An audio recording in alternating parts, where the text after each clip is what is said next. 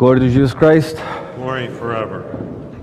A few months ago, I read a quote from one of the saints, and the quote goes like this: "There is no crown without victory, no victory without contest, no contest without a battle, and no battle without a foe."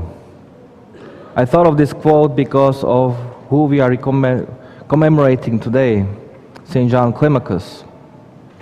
St. John wrote a book called The Ladder of Divine Ascent, where he describes ascent on the ladder to heaven in 30 steps. His beautiful, saintly, spiritual father to those who seek salvation. It is a beautiful writing where he can learn how to win the spiritual battles that we might be struggling with.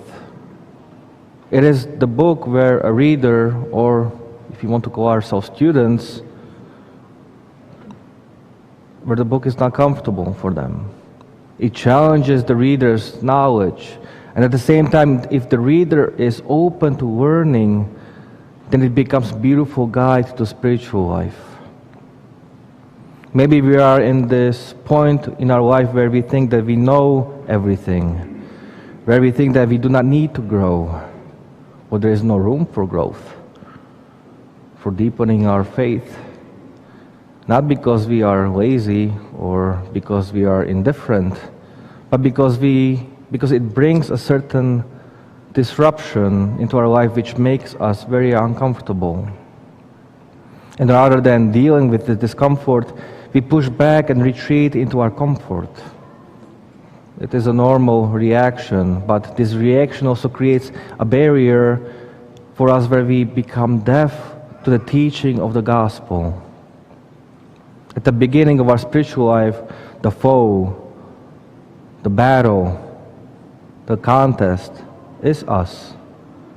We have to crack open the door to our heart for Jesus Christ and accept Him and let Him in and accept His teaching fully. St. John Climacus writes, "All who enter upon the contest, which is hard and close, but also easy, must realize that they must leap into the fire if they really accept the heavenly fire to dwell in them. But let everyone examine themselves, and so let him eat the bread of it with its bitter herbs, and let him drink the cup of its tears, lest his service lead to his own judgment. If everyone who has been baptized has not been saved, I shall be silent." In this quote, St. John addresses primarily those who are afraid of the difficulty of the spiritual struggle. He understands well that the beginning of this journey, the spiritual journey, is very painful. And he compares it to a person throwing themselves into the fire. That's how painful it is. However, he does not offer any other possible path. He says that although this fight is tough and close, it is also easy. Gradual experience in the spiritual life gives us understanding of this paradox. We can also find situations in everyday life that make us understand these words of St. John Climacus. And I thought of an example. Let's say that a guy was diagnosed with a serious heart disease. Among other things, the doctor told him that if he wanted to live long life, he had to lose a lot of weight and follow a very strict diet.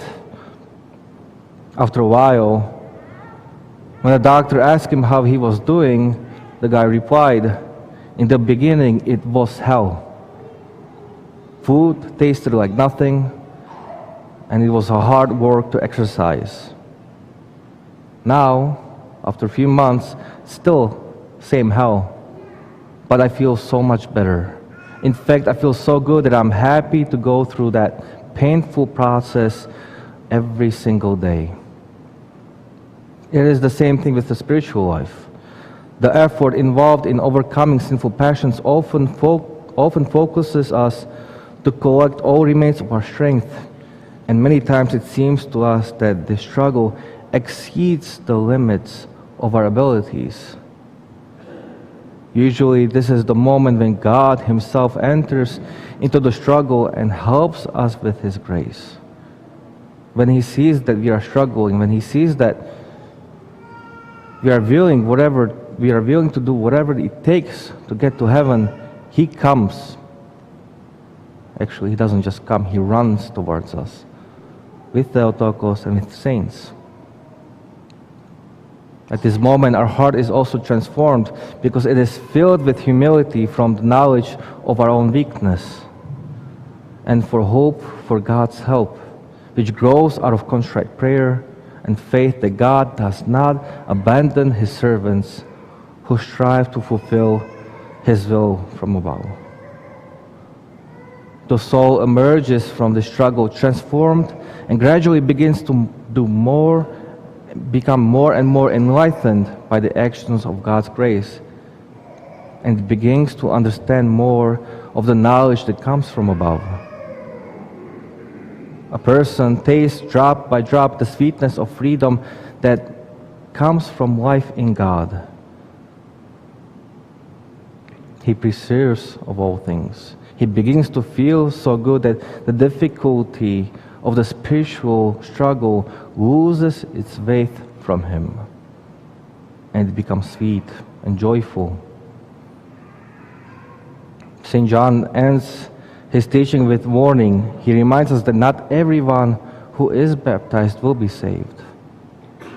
This warning is for those who have understood the importance of entering into spiritual life, spiritual wrestling, or spiritual fight, but have given up at the beginning rather than pushing through. It is not difficult to understand that this applies to every baptized person. So let us not be afraid to enter this war.